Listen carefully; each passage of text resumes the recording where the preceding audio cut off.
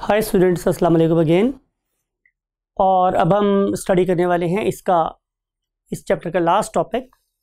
और उस टॉपिक का नाम हमारे पास क्या है students? Inhibitors.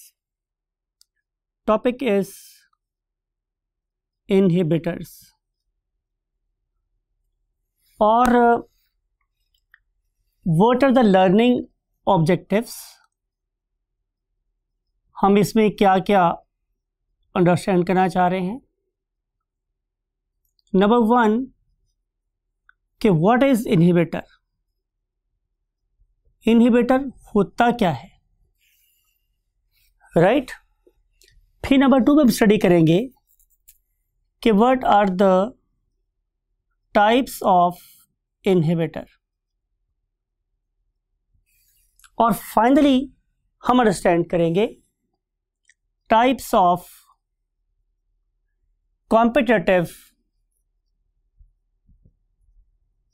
inhibitors, right? So let's start with the definition of inhibitors.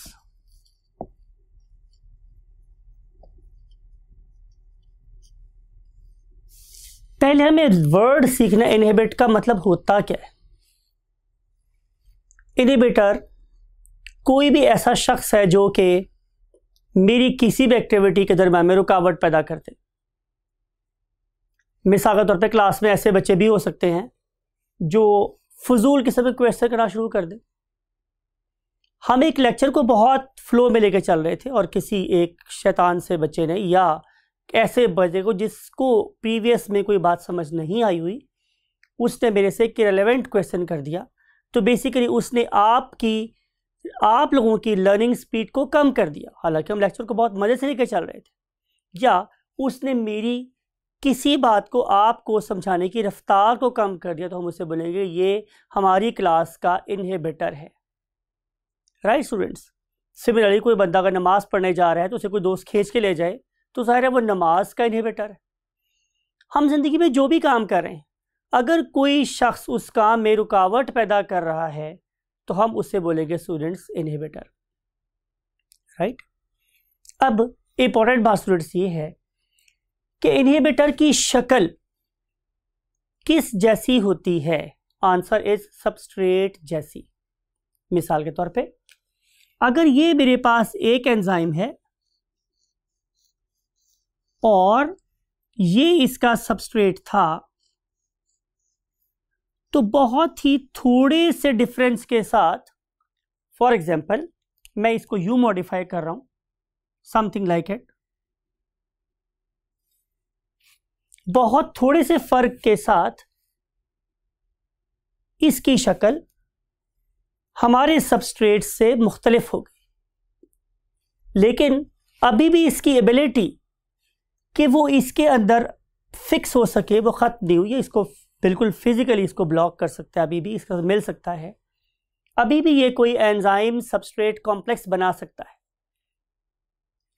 तो इससे साबित ये हुआ स्टूडेंट्स हमारे पास कि इनहिबिटर की शक्ल सबस्ट्रेट जैसी होती है और वो एंजाइम सबस्ट्रेट कॉम्प्लेक्स की बजाय क्या बना देता है। नॉर्मली क्या था स्टूडेंट्स, आपको याद है ना कि E+S एंजाइम मिलता है सबस्ट्रेट के साथ और बनाता है क्या?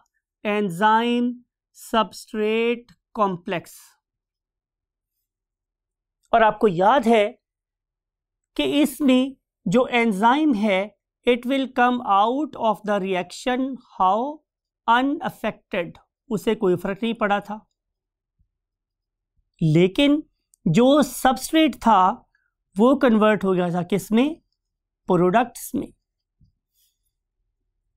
लेकिन इस वाले केस में क्या होगा? इस वाले केस में एंजाइम अब सबस्ट्रेट जैसे मॉलिक्यूल से मिलेगा, लेकिन उसका नाम क्या होता है? इनहिबिटर। और उससे हम एब्रीवेट करते हैं कैपिटल आई से। और इसके रिजल्ट में ये भी हो सकता है कि रिएक्शन रिवर्स हो सकता है और ये भी हो सकता है कि ना हो सकता हो। एनी हाउ अभी हम कंसिडर कर रहे हैं हो सकता है। तो रिएक्शन लगे तो हम लाइंस लगाएंगे, बाई एरो हेड्स लगाएंगे। इससे बनेगा मेरे पास एंजाइम इनहिबिटर कॉम्प्लेक्स। लेकिन इसमें जो बहुत ज़्यादा ख़तरनाक बात है वो ये है कि देयर इज़ नो प्रोडक्ट, मेरे पास कोई प्रोडक्ट हासिल नहीं होती। ये है सबसे ज़्यादा alarming situation. So enzyme will combine with inhibitor, it will form an enzyme inhibitor complex, but we will not obtain any product. अगली बात ये स्टूडेंट्स क्या हम अंडरस्टैंड करेंगे कि what are the types of inhibitor.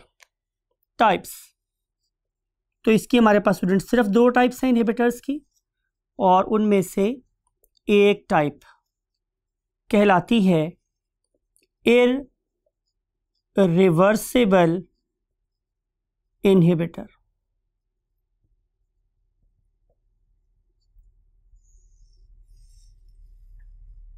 Now say it is your enzyme. Say it is your enzyme, और definitely जो इसका इनहिबिटर होगा उसकी शक्ल कुछ इस तरह से होगी। This one, it is basically what? Inhibitor. अब जब ये एंजाइम और इनहिबिटर आपस में मिलेंगे तो उसके मिलने से, चूंकि मैंने वर्ड यूज किया है इररिवर्सिबल, तो मैं यहां पे डबल हेड एरो यूज नहीं कर सकता, मैं यहां पे सिंगल हेड एरो यूज करूंगा, और उसके रिजल्ट में जो चीज बनेगी स्टूडेंट्स वो कुछ यूं होगी, something like it। और इसे हम बोलेंगे क्या? Enzyme inhibitor complex. यहां पे देखा था कि जब एंजाइम सबस्ट्रेट कॉम्प्लेक्स बना तो एंजाइम में ये एबिलिटी थी कि वो उस सबस्ट्रेट को ब्रेक कर सके, तोड़ सके इनटू प्रोडक्ट्स, जो यहां पे ऑब्टेन नहीं हो रहे। इस वाले केस में इस पर्टिकुलर कॉम्प्लेक्स ने एंजाइम के साथ, इंपॉर्टेंट जान के पॉज लिया है मैंने, क्या बना लेते हैं स्टूडेंट्स? Covalent bonds. और आपको पता है कि कोवलेंट बॉन्ड एक बड़े स्ट्रॉन्ग बॉन्ड में शुमार होता है, अगर एक दफ़ा डेवलप हो जाए तो फिर इसको ब्रेक करना नामुमकिन होता है।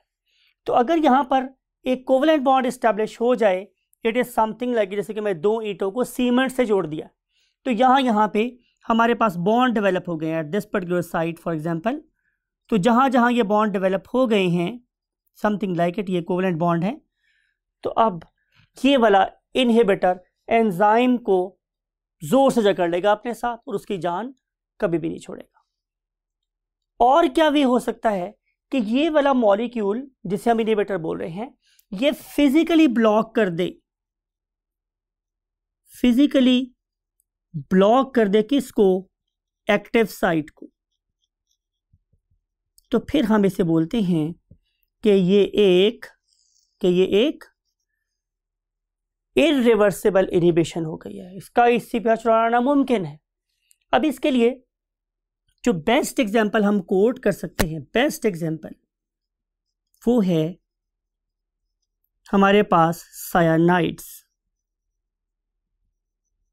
जितने भी मेरे पास सायानाइड्स हैं, पर्टिकुलरली पोटाशियम सायानाइड, एक दफ़ा अगर ये आपकी बॉडी में चले गए तो अब आपका जीना नामुमकिन है। सिमिलरली आप लोगों के पास डिफरेंट टाइप्स के venoms of snakes and scorpions ऐसे हैं जो कि परमानेंटली आप लोगों के साथ, आप लोगों के बॉडी के यूजफुल एंजाइम के साथ बाइंड हो सकते हैं। सिमिलरली कार्बन मोनोऑक्साइड भी, ऑल्दो ये मैं एग्जाम्पल राइट वे में कोट नहीं कर रहा हूँ, लेकिन सिर्फ बताना ये चाह रहा हूँ कि कार्बन मोनोऑक्साइड भी अगर दफ़ा आप लोगों की हीमोग्लोबिन से बाइंड हो गई तो वो भी परमानेंटली बाइंड हो जाती है, जिसकी वजह से आमतौर पे at higher concentration of carbon monoxide organisms की डेथ हो जाती है। तो ये कुछ एग्जाम्पल्स हैं हमारी इररिवर्सिबल इनहिबिशन की। आए हम इसकी दूसरी टाइप को स्टडी करते हैं, mean type B, and that is called as what? Reversible inhibition. Reversible inhibition और इनहिबिटर्स।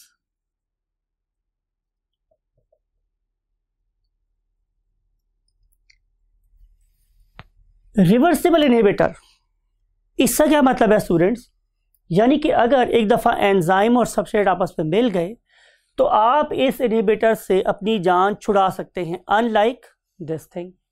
यहाँ तो इस पर्टिकुलर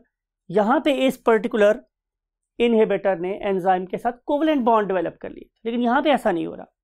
और इस वाले केस में से you have got an enzyme something like it, और इस पर्टिकुलर एंजाइम के साथ आप लोग किसको मिला रहे हैं, एक इनहिबिटर को मिला रहे हैं, समथिंग लाइक इट, जिसकी शक्ल मैंने बोला था कि जाहिर है कैसी है, सबस्ट्रेट जैसी। अब यहां पर भी डेवलप होगा व्हाट, एक एंजाइम इनहिबिटर कॉम्प्लेक्स। शक्ल बना लेते हैं आप लोगों के लिए, दोबारा से ड्रॉ करते हैं, समथिंग लाइक इट और समथिंग लाइक इट। अब ये बन गया मेरे पास एक enzyme reversible inhibitor complex, enzyme reversible inhibitor complex. किसी भी तरीके से अगर मैं इस इनहिबिटर को यहां से निकाल के अपने एंजाइम को रीयूज कर सकूं तो यह कहलाएगा रिवर्सिबल इनहिबिशन। अब इस रिवर्सिबल इनहिबिशन की मेरे पास दो टाइप्स, एक को हम लोग नाम देते हैं students what, competitive reversible inhibition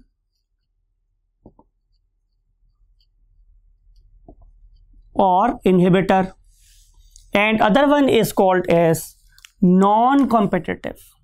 अब मुकाबला नहीं करना है हम लोगों ने, कंपटीशन का मतलब आपको पता है मुकाबला होता है, जैसे कि इंडियन टीम हमसे मुकाबला करना ही नहीं चाहती।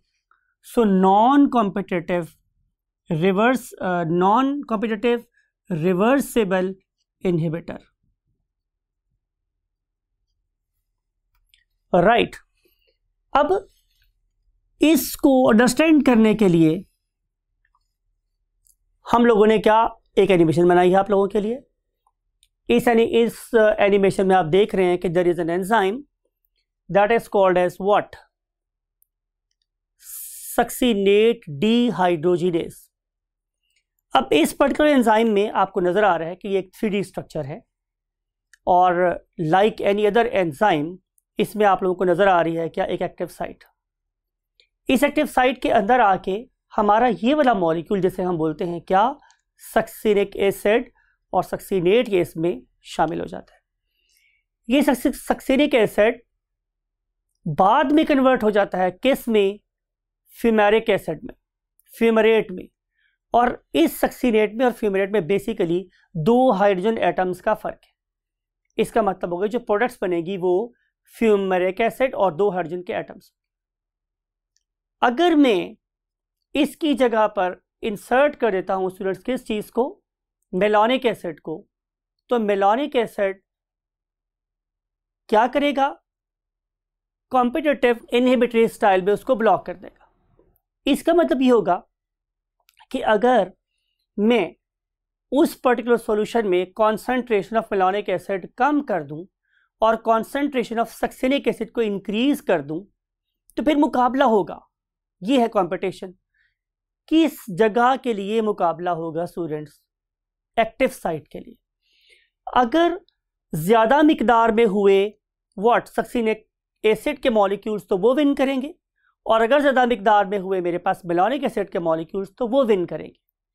इस वाले केस में जो concentration, relative concentration of the reactant mean substrate and inhibitor, वो डिटरमाइन करेगी किसको, रेट ऑफ रिएक्शन को, राइट। अब मैं फिर दोबारा रिवाइज कर रहा हूं कि मुकाबला होगा एक्टिव साइट के लिए। उन दोनों में से जिसकी मिकदार ज्यादा होगी वो रिएक्शन रेट को गवर्न करेगा। तो इस वाले केस में most important word is what, active site. यहां पे एक्टिव साइट के लिए मुकाबला हो रहा है।